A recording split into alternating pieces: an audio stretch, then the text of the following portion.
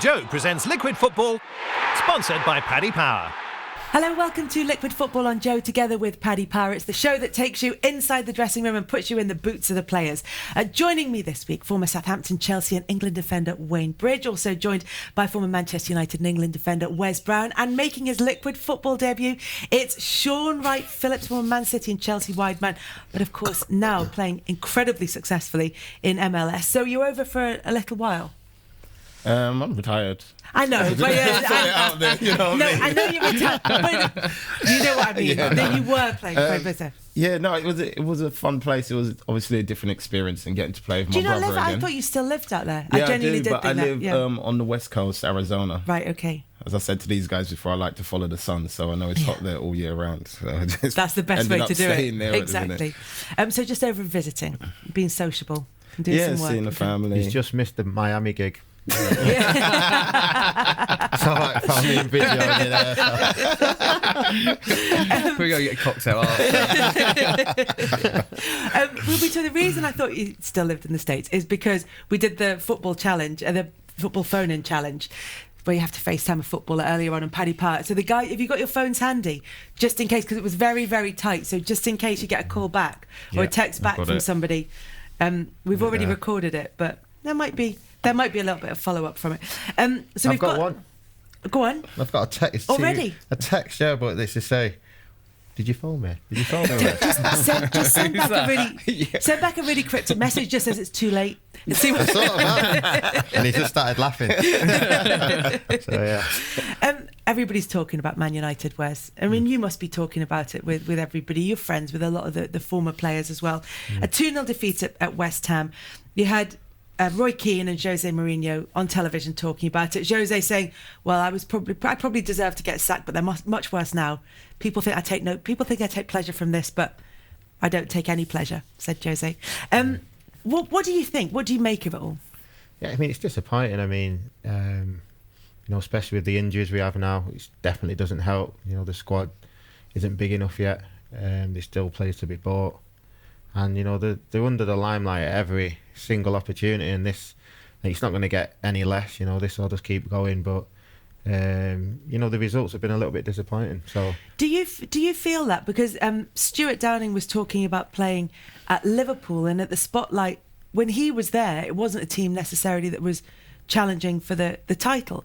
So Manchester United aren't going to challenge for the title this season. So it's a different kind of pressure from the one that you faced when you were there and you were expected to have success. But is there something that just comes with being a Manchester United player, even if the pressure to win the title, isn't there? Yeah, I mean, it's a massive club, so players that are bought need to do well. Otherwise, if they don't, they'd be subject to media and. Likewise, if it's the other way as well, they get both ends of it. But at the moment, it's without the wins, we're not getting any points. And like I said, players going out injured, and it's just making life really difficult at the moment. And the pressure might be getting to a few of them, and a few of the young lads now are going to have to step up. And it's not ideally what you want, but I do know that all the signings didn't come in the summer, so it's what you do. Do you let Ollie have time and get it all sorted? How long do you give him? 2-3 years? There's no chance in the world that he could have got all his signings done this summer. There's no chance. It just doesn't work like that. And then players have to leave as well. I mean, obviously, Lukaku and Sanchez being probably the two biggest ones that might have played at this moment, but they weren't in the plan. So I think if someone comes in to buy him or go on loan, you do that and you let him go. That idea of the increased scrutiny, depending on which club you're at Chelsea, at Manchester City, at Manchester United, when you go in there, what is that? What form does that take? Obviously, you have the expectations of the crowd, but in terms of just the sheer amount of coverage of the club, the amount of times the games are on the telly means that people see the players more. There's so many aspects to it, aren't there? Yeah, there's definitely a lot of aspects to it, but I think a lot of the time, especially for me, when I first moved from Man City to Chelsea, I had the right players, and I suppose at the time, which was Mourinho, a good coach at the time, which helps you through it. They kind of protected you from the media and all the pressures around it, to be honest with you. The way I felt the pressure more was on the opposite end of the table when I was fighting for relegation, mainly with QPR, and that was like pressure going into games all the time, thinking we just can't concede an early goal, and then you do so well and then the goal comes in and it's just like, here we go again, sort of thing. So for me, like, that was more pressure to deal with than playing at the top side of things. Well, which way did you feel it, Wayne?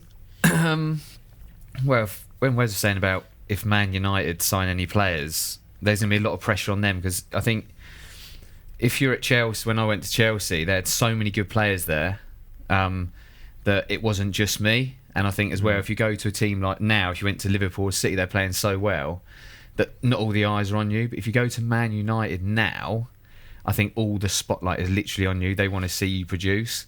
But I don't think I really felt any pressure at the top.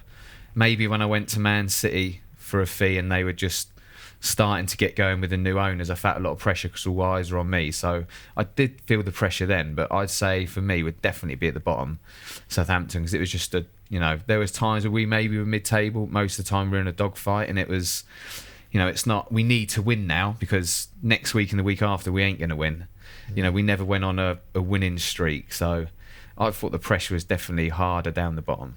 Is it down to the character of the player, by which I don't even necessarily mean strength of character, I just mean the type of person that they are, that some people will go to, for example, Manchester United and have that sort of weight of history on their shoulders. They'll have all the extra responsibility, the extra scrutiny, and they won't adapt well to it. That maybe they're better off going in and being a star somewhere else than a bit player at Manchester United even. Yeah, I think, even though we've not won the league for a bit, I still think that player that comes to Man United is that guy. At the moment it's Paul Pogba. The press talk about Paul Pogba all the time. I mean, I think he's a fantastic player. Do you think it's unfair, or it's something that he should expect, given the size of the club, the reputation and the fee? It's always happened to someone. It's always happened to someone. I mean, when I got in the team, just before I got in, it was probably Giggsy, then it was Becks, then it was Rooney, then it was Ronaldo. There's always one player. And at this time, it's Pogba. And, the better we can deal with it, obviously, the better the results will come. But, today and age has changed. It's all changed, with social media and stuff. So, I mean, Pogba's a fantastic player, like I said, and he just has to adapt to it. But there is times when you do feel a little bit sorry for him, because you do feel they're just picking on a certain player, and sometimes it's the whole team. But that's how it goes. If you're that player they've picked, then you're the one who's going to sort of get the end of it all. And what happens is, when a team isn't doing as well as the fan base expects, and even from a media point of view, when a team like Manchester United doesn't live up to its billing as the biggest club in the world, then there is that added intensity, and people start to get upset, and they do start to point fingers, and it's starting to happen now with Ole Gunnar Solskjaer. You asked earlier on, how long do they give him? Yeah. But does it feel as though there are knee-jerk sentimental reactions being made there rather than clearly thought out plans? Yeah, I mean, listen, Ole and the board will all have a plan. It's one of them where they've gone through a few managers now since Sir Alex gone, and nothing's quite worked. So you've got to give him time. They would have had a plan in place where, yes, they would have said, these players we want, these players we don't want. Sometimes you can't pick and choose when they leave, because that's just the way football goes. But I'm sure there will be a 2-3 year plan in place where, if not January, the summer again, they get the players that they definitely want, and then the team builds. Yes, this year we would all like to come, top 4, get back in the Champions League. And it could still happen. I mean, it's early doors, but at the same time, it is a building process, and you've got to let him do it. Watching the outtakes, if you like, from the game yesterday, there was Phil Jones on the bench. And normally you see players with their hands over their mouth and everybody thinks, they're so paranoid. And then you see Phil Jones talking to Ed Woodward on the bench, and everybody's trying to lip read what he said. And it was whether or not he was saying you're getting sacked in the morning, which I don't think he said, but it was near enough 100% to make yes, he did. It was 100% he did or 100% he didn't. 100% he didn't. But then what you did see, thought he would have said it in front of those people. But what you did get then was Ed Woodward, though, for whatever he did say, Ed Woodward saying, just watch what you're saying because you're on the television. Yeah. Are you aware of that? I mean, is that something that even if you're like sitting on a bench or if you're like just walking off as a substitute, I mean, you do see players doing this. You still do think about it because we know, like for us, we know now compared to then, there's so much cameras in the game. So I feel like that is always in the back of your head, especially if you're sitting where Phil was sitting, like the camera's actually going to stray there at some point. You just never know what time the camera's going to actually hit you. So for me, he definitely didn't say anything. I feel like back that. then you could get away with saying anything. You could swear at the ref. You could literally swear at anyone, get away Definitely with so. any little bit of abuse. Now there is literally there's professional lip readers looking at them 24/7. Yeah, it does feel like that, particularly in instances like that. If you're sitting on the bench and you're watching things go wrong and maybe you're out of favour, mixed emotions, do you think? He would say, yeah. That's why I was angling it in that direction. I'm more like if I'm sat on the bench, like I want to get on, but I'm not really hoping something goes wrong. I think if you're in the stand and you're out of favour, I don't care what anyone says. I always think if the manager is done with you, you don't really want the team to lose. But if you're going to get back in the team, the only way of getting back in the team is if they play bad. I've had it with Mourinho where I'm totally out of favour and it's like the only chance of me getting back in the team is keeping my head down, training, and then hoping whoever's in front of me doesn't play well. And I've had a scenario with him and I started playing again under him where I was really out of favour and he put an arm around me. He said, "You're doing really well. You're going to play next week. Just keep going, keep going." Sadly, that come to an end. I had an injury, but for me, it's one of them things. Is if there's a couple of you sat and you're out of favour, you're both out of favour. You might start taking the mickey out of people and like, "Oh, look at that! Did you see what he did there?" I think Kieran Dyer was the worst. Kieran Dyer's watched the game on TV and he would probably text you, "Did you see what you did on the 60th minute? That was embarrassing." Do you know what I mean? It happens. People do take the mick, but I think if you're at a club. Like Wes was at Man United for so long, I don't think he'd ever sit in a stand and think, "Oh, I hope they lose today." I think it's just, But sometimes I hope someone performs bad. But so I can get sometimes in. you only get your chance if they play bad or there's an injury. Yeah. And you don't wish it on anyone, but sometimes that's the only way you get in. A lot of people make the debuts because of it. The gaffer gives them a chance. So that's football. I just think that's football in general. That's how it goes. You need a bit of luck sometimes. But you'd be sitting there next to someone else who might be on the bench or in the stands with you, having a little chat about how things were going. I mean, if someone missed the ball and fell over, you'd get absolutely creasing on the bench. Yeah, you would laugh. Yeah. Definitely. There's times where I've seen people just look like they got shot by a sniper and you just laugh about it. Yeah. Do you know what I mean? Yeah. But it's not in a hurtful way or anything to put them off or just for a wish. Of course, you always want to play. And like Wes said, you have to wait for that time to come. And sadly, it's only going to come if the team play badly or somebody gets injured. And that is just football in general. I wonder if it's something to do with if it's the club you support. That if it's a club that you've gone in to play for, then you don't necessarily have that emotion. It can grow, but you don't necessarily have that emotional attachment to start with. So if you're a Man United fan, then it's too deeply ingrained in you to sort of think, well, if I'm not getting the team here, I hope they slip up. Maybe it's teams that you go to. I think in it a can different way. always come down to your relationship with the manager. For instance, if you aren't involved, he might talk to you and you've got to work hard and get in a team. But, there's managers like with Mancini, with me, I was just training with the kids. So, like, there was no way back for me. It was he was done with me. Where did you watch the game? Did you go to the games then? When no, you were literally. doing that? So when he first, it come down to basically, I had a few injuries and in the end, I think I come back from a broken toe. He was shouting and screaming at me because I'd done a training session. I said my thigh feels tight after coming back from the broken toe. And I was supposed to play. And he was shouting and screaming, "Oh, I'm this, I'm that." And I said, "Oh, I'll play." I ripped it in 2 places. And then he washed his hands of me. And at the end of the following season, I was supposed to come back for pre-season training. And I get back and they were just like, "Well, he doesn't want you around. So while we're here, you can have an extra holiday. And then you come back and train with the kids when the first team's left." And then from then on, I was just stuck with the kids.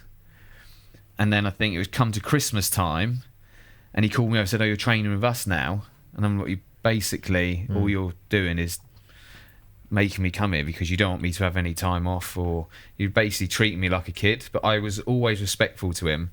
We ended up having an argument and he said, "Oh, do you know what? Fuck off then." So I went home for Christmas in the end and came back. But I just knew there was no way back for me. But I was I didn't wish Man City not to. I had friends in the team, but I just knew I had to get out somewhere. Yeah. Is that just to make you leave, though? Just to make me leave, yeah. Like he would say to me, "Oh, you're only here because of money. You don't want to play football." Well, no, I'm here. I want to play football. You just don't want to pick me. Yeah. Like it's. So you get to like a standoff in that situation. He ended up trying to fine me 2 weeks' wages because I went home for Christmas, and I was like, "Well, no, you're the one who told me to fuck off." And like every player heard it, and in the end there was no fine. But it's just it all depends on the relationship. Like Mourinho, don't get me wrong, I was out of favour of him sometimes, but he would literally. I know if I played well and there was an injury, or trained well, sorry, and there was an injury, I'd have a chance of playing. So I always trained hard. But with Mancini, he just washed his hands with me. Yeah, and if you've not got a chance, there's no point in wishing the team ill because you wouldn't get in anyway if he's that determined. We did ask how long Ole Gunnar Solskjaer might be given to turn things around at Manchester United. Paddy Power's latest odds on the next manager to leave their post, Marco Silva, another defeat for Everton at the weekend, 6-5. Ole Gunnar Solskjaer 6-1. Nuno Espirito Santo at Wolves 7-1. Quique Sanchez Flores has only just taken the job, although was tasked with tightening them up defensively ahead of their 8-0 defeat by Manchester City. He's at 9-1. And Mauricio Pochettino at 14-1. The next Manchester United manager, Paddy Power already got odds for that one. Mauricio Pochettino, see, it's linked in that sense, 3-1. Massimiliano Allegri, 4-1. Laurent Blanc at 7-1. Now, though, it is the moment that you have all been waiting for. It is the Paddy Power Challenge. One of you gets the chance to win £250 for the charity of your choice and a £250 bet. And this week, it's another edition of Football FaceTime. Time for the Paddy Power Challenge, and we're going to try Football FaceTime again with 3 guests who haven't played the game before. But the rules are simple. Wayne Bridge, Wes Brown and Shaun Wright-Phillips alongside me. The rules are simple. You've got to FaceTime a footballer who's in your phone and you've got to get them to answer. Make sense? Yeah. Clear? Yeah. You had a good think about who you... Do you have your list in, do you have your list in your head? I've only got a few friends. 2. There's a couple. 3, maybe. Start with a narrow group of friends and then narrow it down further by do they play football. Right, go on, Wayne. You go first then. All right, here we go. I'm just going to go for Letizia. Ah. I've messaged him once since I've retired. I've seen him a few times. You might not even have the same Let's see number. what happens. That ain't happening. I think if you ain't picked up by now, it ain't happening. Come on, Tiz. No, he's let me write down. His name's changing. Go on then, Wes. Want to go next? Yeah, you'll go. Okay. You'll go. Right, so I'm going to pick. This is my cert. I'm going for my cert. Right. Darren Fletcher. Okay. Do you WhatsApp or FaceTime each other often? Not really. Not really. Mate, Well, we how are you? text How are you, after, mate? and if he doesn't pick up, I'll be devastated. So there you go. Come on, Fletch. That's 3. Come on, Fletch. One more and he ain't answering. No, you're done. Fletch. He ain't going to answer now. He texts me in about 10 seconds. What do you want? Yeah. No. Right, come on, Shaun, the pressure's on. But has anybody even got someone? It's a win, is it? Has anybody even got Oh, someone? that's an easy one. How easy is that?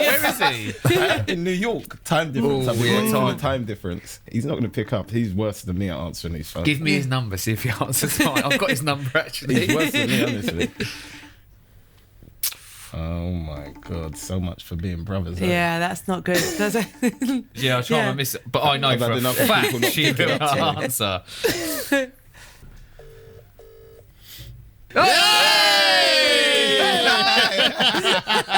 She's on. Right, see you later. I'm surprised you answered. In your PJs. Do something. All right, speak to you later. Wayne Rooney. Come on, son. Oh, this is going to be won't. brilliant. Come on, answer. He'll answer. Wes is going to answer. Come on, lad. Don't let me down. Yeah.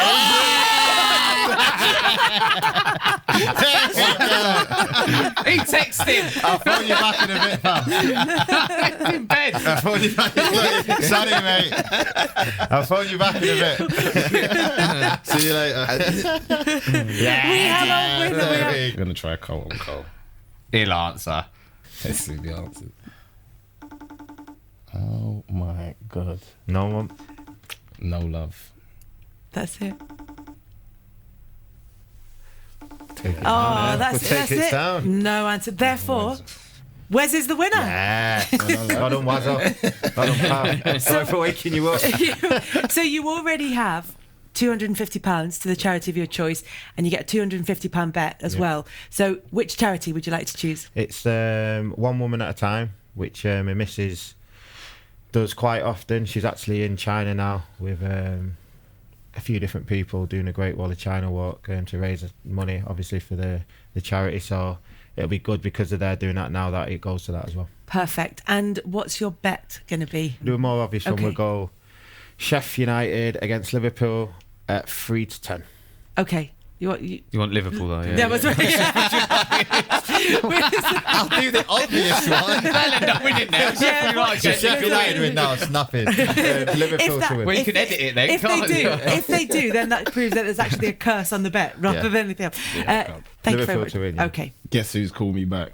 Carl, is this allowed? Is this allowed? Yes, Carlo. Tell him he's on last. He's checking, isn't it? Where is it?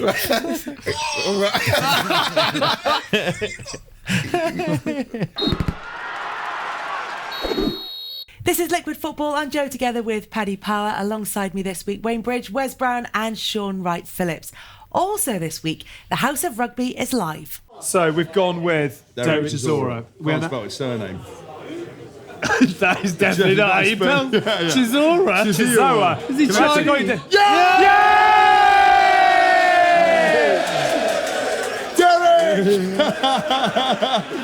Oi, big How is man. it done? What's he doing? There he is. Listen, Derek. Derek, what are you? He's in bed. Oh, Why you're in live. bed? You're live on our House of Rugby podcast. We've got 500 kinos here. Ladies and gentlemen, Derek Chisora. Oh, he's cutting off Derek Chisora. We should have got him back. Another team who've had a bad week are Tottenham. But it's not just a bad week. This run of away games without a win goes back to January the 20th. They lost 2-1 at Leicester. Does that... They'll probably say they hadn't thought about it, but now that it's so well known, that statistic, the players it's got to be playing on their mind. I would have thought so, especially when it's been brought up. It's probably my worst experience at Southampton, and we end up, manager called him in, I think it was Stuart Gray, and he was literally like, where are our goals going to come from? And everyone's looking around going, hopefully it is if he plays. But like, it's how do you overcome things? It's, he started battering people. He's like, well, you're not going to score any goals to me. And I was like, all right, thanks. And I was only a young kid at the time, and it was, it turned into a bit of an argument. And I still think we left the room and no one really knew what was going to happen, to be honest. So I, as a manager, I'd find it hard to deal with. Some managers would have a night out. I think we ended up having a night out at Southampton. But obviously the drinking culture is a lot different when I started. It's really hard to deal with. And I think, but as a player, definitely you can't think too much about it. You've got to go out and play, because if you're thinking about it too much, then it's what's going to happen.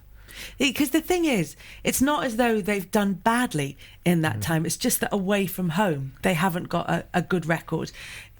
They've got themselves to a Champions League final and qualified for the Champions League for this season. So it's not all bad, but it's just that every time they go away from home, will they be thinking about it? I mean, I think they will a little bit, considering, like you just said, they've actually got into the Champions League again, and they've not won away since January. It's something that will, especially if it's not necessarily something the manager mentions, by the way. Someone just might say it and then it gets passed on. We've not won since January away. And you're like, all right. Do you think it's something the manager should mention, like get it out into the open? Or No, I don't think so. I think it's negative, isn't it? Yeah, So you kind of just need to, like Bree said, it's hard to deal with, but you just kind of have to go game by game, because if you keep going in thinking, oh, well, we haven't won since January the 20th, like you've got all of that, plus you're still trying to win. And a lot of times travelling away from home and playing away games is tough in the first place. So to go there with all that in the back of your head just makes it even more harder, I think. I think the opposing team might even think, oh my God, they're due a win, it's going to be us as well. Like, I've been in that situation with it. Oh, it's definitely going to be us. They're going to beat us now. The manager of the opposing team will be like, listen, get at these straight away, because they've not won for ages. They've not won since January. We've got a chance. And that's how you sort of go with it in that way. But Tottenham, I don't know. It's something that they can't think about. They probably need a little bit of luck as well, because they're still a great team, aren't they? They are still a great team, but in terms of the bad runs, like if you've been on a bad, probably more likely to have had a bad run at Sunderland than you did at Manchester United. I came up, didn't I? For years, listen, when I was there, you said that like that was the worst part about it. You had a really bad run. We were really good then. I didn't even play. I don't think. Went on loan to get games and I didn't play. Yeah, I mean that was difficult. I just think when you get there, the negativity going round, I don't think it helps. You know, you have to sort of be positive. Luckily, we had a good bunch of lads that ultimately, obviously with the managers as well, we digged our way out of it a little bit. And then, but it's not a nice feeling. It's not something that, it's not nice. You're not really enjoying the games as well, because you know you just want to win. Doesn't matter how you win, you need 3 points, and I don't know where it's coming from.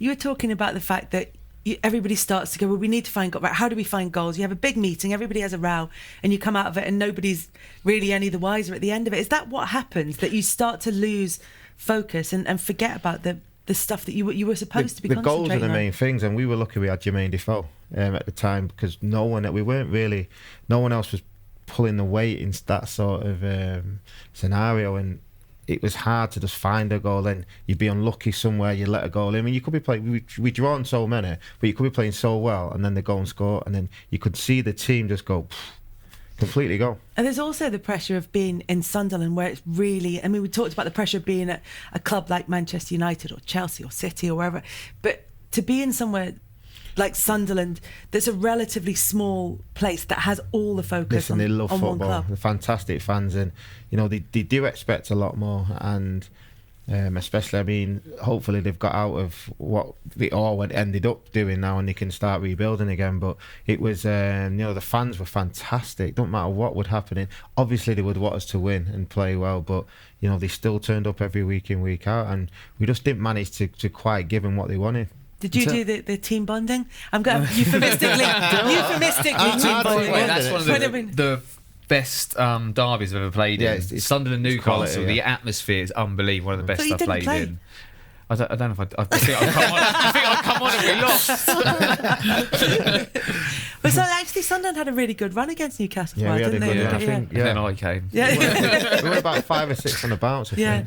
It did do really, really well. But did you do the team? Did you do that team Yeah, we bonding did. It thing was to more. kind of? Do you know what? It was more going for meals after training. Nothing too much. Nothing. Not going out getting. It's difficult to go and do a team bonding because the fact all eyes are on you. You're losing, and if you get caught going out on the piss, it wouldn't have been in a bad way as well. What are they doing? Yeah, it wouldn't have been in a bad way. It just would have been a few drinks, but you know the Does it situation. stop you pointing the finger at each other as well? If you see each other away from that sort of intense environment, you're less It might likely escalate. to start. That might help, though. That's what effectively can happen though, because at QPR, when we was going through that streak, you notice cliques start to form within, and people start swaying that way, and some people, and then you got like a couple of the people that just sit on the fence and that are just like a mediators or so.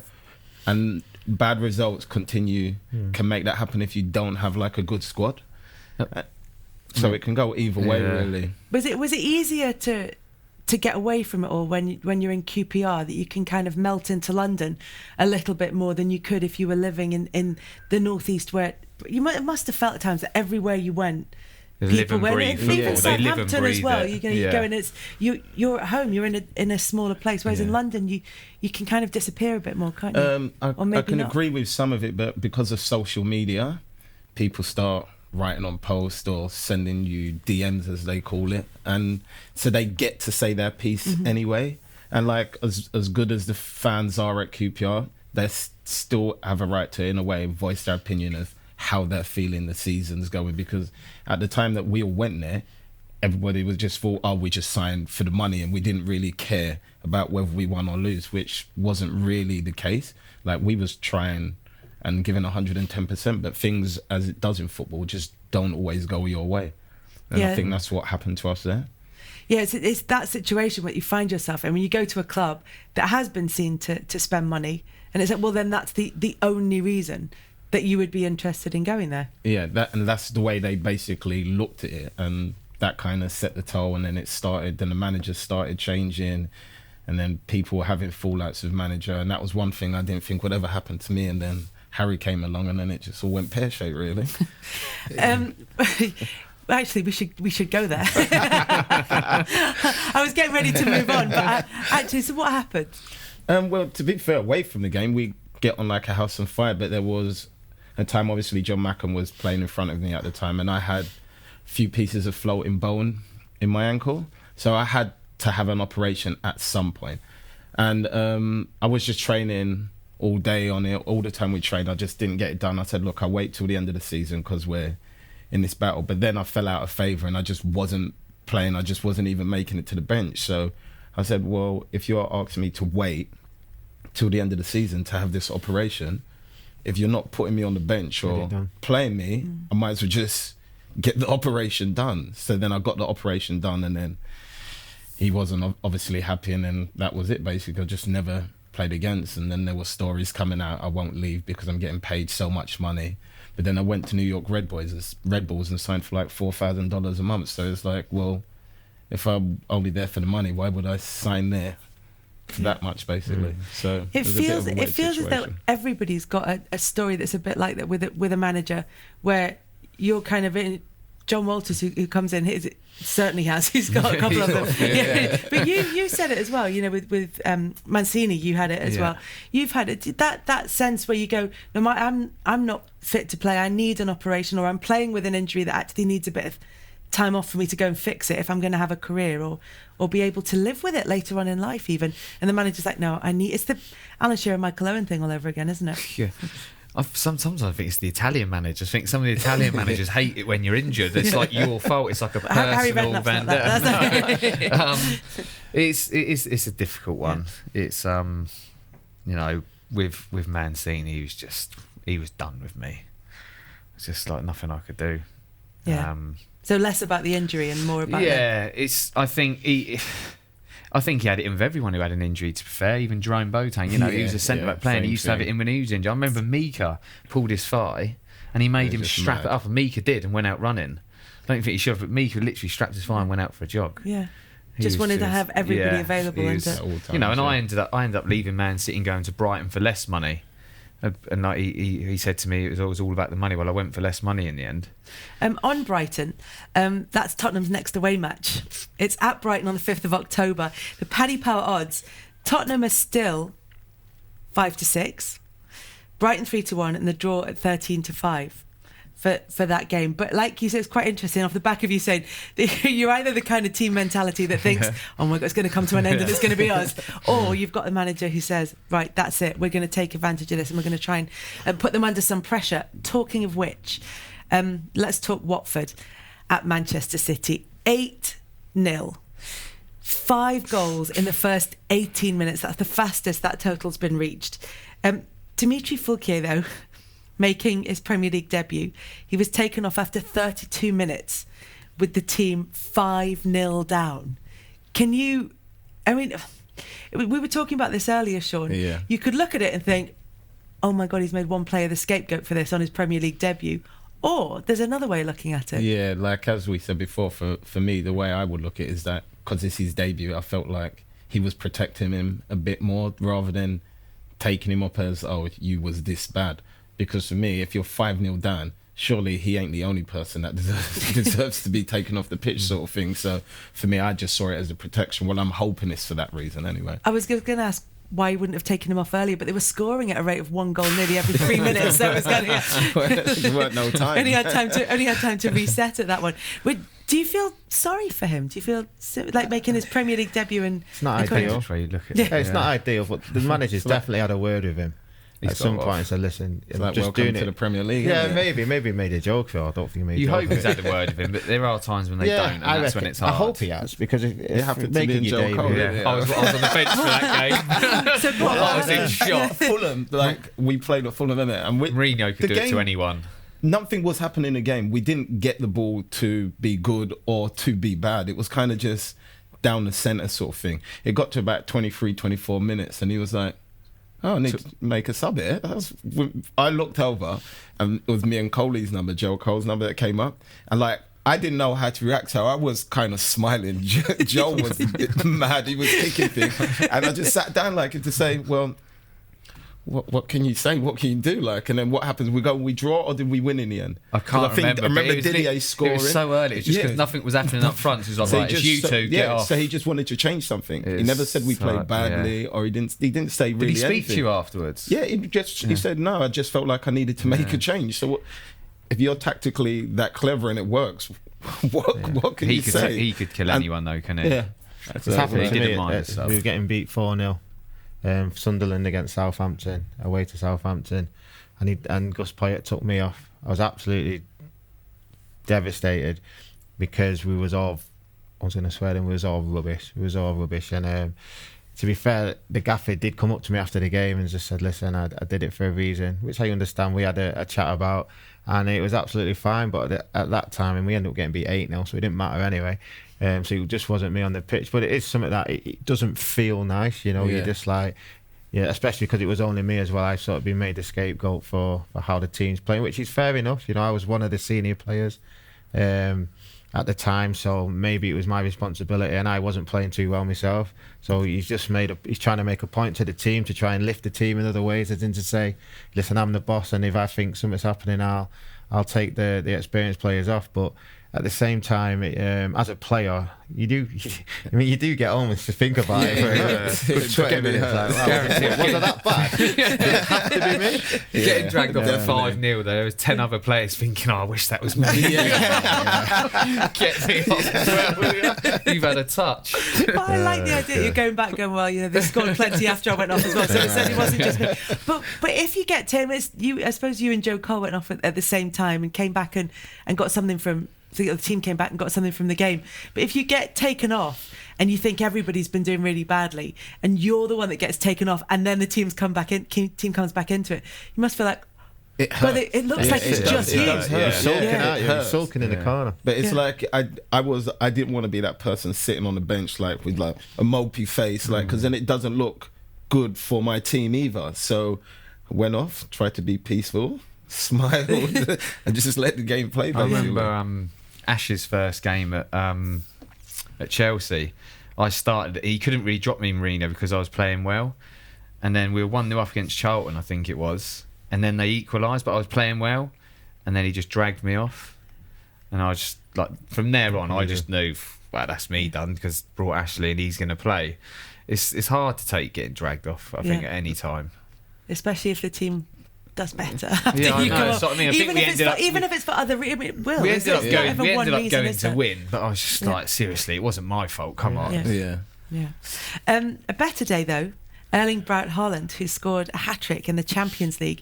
Fantastic performance from him. Huge win for them. I think he's done it as well for the under-20s, I think, but he's a big Leeds fan, wants to win the Premier League title with Leeds. That's his kind of lifelong ambition. Did you have a game that you felt was like your breakthrough? Not necessarily, it might be your debut, but the breakthrough game. His dad played against Leeds in '98. I actually got him sent off, my debut game, and it was I actually played pretty well. And I always look back now and think that was an important game in my sort of life, because I mean, I've seen players who play the debuts now and they come on and don't particularly do anything, and I think it always steps you back a few steps before the manager sort of seriously considers you again. And to me, that game, I thought it was pretty good. Yeah. You got him sent off, so did you die? That's what I'm quite interested. Yeah, that was the next one. You gave me stick the other week for diving, by the way. I'm going to find it. Got a little Meg thing and everything. How did you get him sent off then? What do you mean you got him sent off? Yeah, I mean, listen, I've just obviously megged him. And, obviously. He was 2 yellows, so it was his second booking. But like I said, it was my actual first game, and I always felt confident as hell just after that one game. And obviously the lads and everyone after the game saying well done, the manager saying well done, it gives you a big boost. And I always think it's important to, at a young age, if you do get the chance to, and it is, listen, there's a lot of luck in it as well, because it doesn't always go your way, but when it does, you just feel the confidence to drag that in then to the next couple of games. What was yours? I'd have to say it's like my first game at Port Vale away. I was sub. Obviously they didn't have shorts and shirt that fit me, so everything was a bit baggy. So baggy. But, we was losing 1-0 at the time, and Joe Rowe just said to me, I know what you're like, but I just need you to go on and basically just run riot, cause problems, just make things difficult for them. And I don't know why I was in the box at the time, but somebody's put a ball in the box and I've run across the front post and basically it's gone in his own goal. But I kind of claimed it. But I think after then, the thing that changed for me is that I realised, even though I was that small, that it's doable sort of thing. So that kind of helped me push to the next level and stopped me from being worried about being 5'3" basically, because I've only grown the last like couple of inches recently. That's Bridgie. Oh, that's what Bridgie said. I'm not taller. All right, Yeah, I think that helped a lot. That game was very important to me. What about you? What was the one for you? I thought I played well on my debut. You can say your debut if you want. No, I think I wasn't probably ruling it out. I just said it's not always the first I game. think probably the game I think of is my England debut. Because when I first started Southampton, I did play well on my debut, but then I was like, I played centre midfield, then I played in the hole, then I played centre forward, and then they realised I wasn't good enough in any of them, so they put me at left back. But then it changed for me playing left back, and I got my debut for England, I think against Haland away, and it was in February before the World Cup, and I only played 45 minutes because I broke my toe, but I just played really well. I was up and down. Got forward, put crosses in, defended well, and I managed to go to World Cup. And I think, having a debut for England is massive, but to play well just gave me so much more confidence. And I always struggled with confidence. So, do you remember how you felt at the end of the game? I was buzzing. I was pretty pleased to come off at half time because it could have gone to pot, really. I just felt really good, to be honest. I couldn't stop smiling. And obviously, to go back to Southampton, I know there's been players that have played for England Southampton, but not for a while. So everyone was well chuffed for me. The other interesting point about him is that he is the son of Erling Haland, and you've got experience of that from both sides now. So from your dad, from Ian Wright, and then with your son DiMaggio, who's signed on your son DiMaggio, who's signed at Manchester City. So you've got that experience of that relationship from both sides. I mean, it's a blessing and a curse in many ways, isn't it? When I was growing up, everyone was always like, are you going to follow in his footsteps? Are you going to do this? And then I was just always brought up to be my own person and make my own path and take my own footsteps, basically. And always knew that I was a different player to, say, my dad. And my son is exactly the same. He just focuses on what footsteps he can take in a game and what print he can leave out there as part of his family line, really. But that sounds like perfect advice, but it must be hard at times to avoid the comparisons, even if they're coming from even if you don't feel them inside, if they're coming at you from outside all the time. It's quite hard to deflect that. It's definitely hard, but these guys will tell you, like, in football, in your whole career, you have to be mentally strong, because there's a lot of things that come that maybe if you wasn't a footballer you would deal with completely different. So I feel like he's had to learn, and he's been learning over the last year, that like you have to be mentally strong in football, because there's a lot of sacrifices and there's a lot of pressures that come with it, and you have to learn to deal with it at a young age, because you never know when that game's going to come where you're called upon, and then you're 1 minute not relevant to now you're relevant to everybody basically in England. So he's got to be ready for that, and he's got to learn to start dealing with it from now, really. Is the advice you give to DiMaggio the same advice that you got from your dad, or is it slightly different? I mean, are there generations of advice there, or is it kind of? I'd love to know what advice your dad gave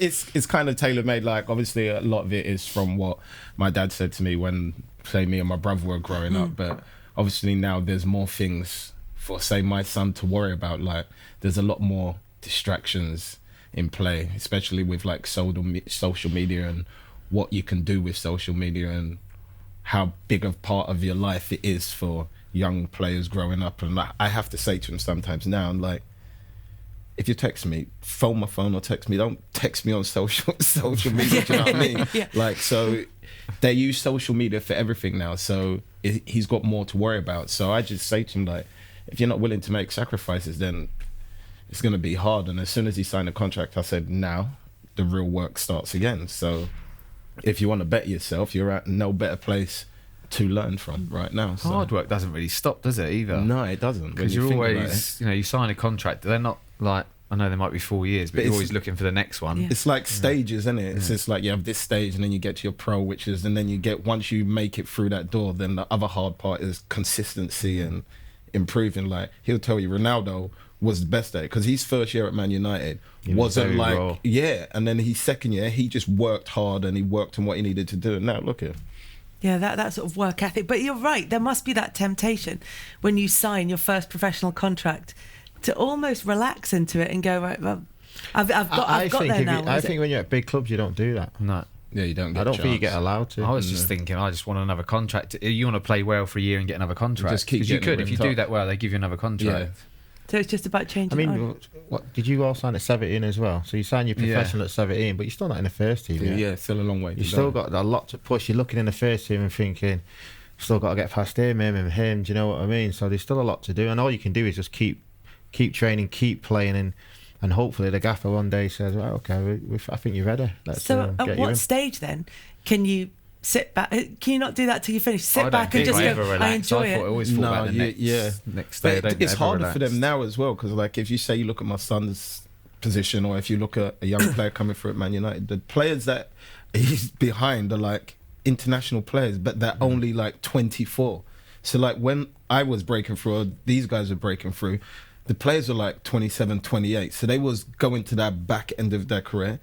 The guys that they're challenging, they say prime's at 26, 27. They're not even hit their prime yet. So you got young kids now trying to get past your likes of like Rashford, Lingard, Martial, Sterling. And that was why Sancho, Jadon chose to get out so he can express himself earlier. And he's gone to Dortmund and And he's done done it. brilliantly. Yeah, fantastic But stuff. Even that's a gamble. Just to let you know, the Paddy Power odds, we talked about him being a big Leeds fan, Erling Braut Haland.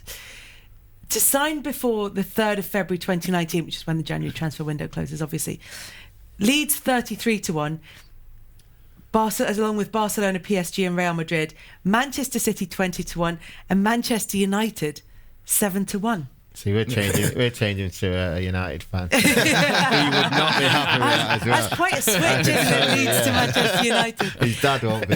Can you think there are, because I'm trying to think of players that so Michael Owen and Jamie Carragher ones were boyhood Everton fans that became Liverpool players and actually became, certainly in Jamie Carragher's case, more passionate a Liverpool supporter than possibly somebody who'd started off that way. Are there other players who've kind of come around and made that transition? That come in and gone. Yeah. Ash from Arsenal to Chelsea. Yeah, that's a big one. That's massive. He's brave. Yeah, it is. It's a brave decision, and to do it at that stage as well, At the rather time, than going yeah. as a kid Yeah. and kind of coming up through the I ranks. had a chance to go to Pompey, but my dad would have killed me. I Really? think, You couldn't have done it? It was Harry Day, he wanted me, but there's no chance I couldn't have done it. No chance. Soul's probably the biggest one I can Soul think as well, of. yeah. Soul, Yeah, of course. Spurs. Yeah. But that's changing. I suppose that's changing in your career as well when you know what you're going into. But those ones who make the decision early on, when they start off one way and end up the other. Anyway, people now know who Erling Braut Haaland is after that hat-trick in the Champions League. James Maddison, also in the headlines. Have you seen his backpack? Do you know what? I've got a laugh. I think it's funny. It is funny, and it's also like if he likes it, why should he care what anybody else The lads thinks? are giving a bit of stick about it, but it'll be a bit banter. Listen, if you watch how we were saying it before, the NFL lads and the NBA lads dressed to go to a game, like that is nothing. I'm telling you, but that's the way it is. If he's comfortable with it, then fair play. And he also got the winner for Leicester against Tottenham as well. So he's going to be using that bag every every week. So we're going to see it every time as well. It used to be the case. It used to be the little Louis Vuitton wash bags under the thing and the headphones on, and now he's got the full rucksack in a sort of the cross between sort of hologram and transparent, wasn't it? It looks like you can see what's in it.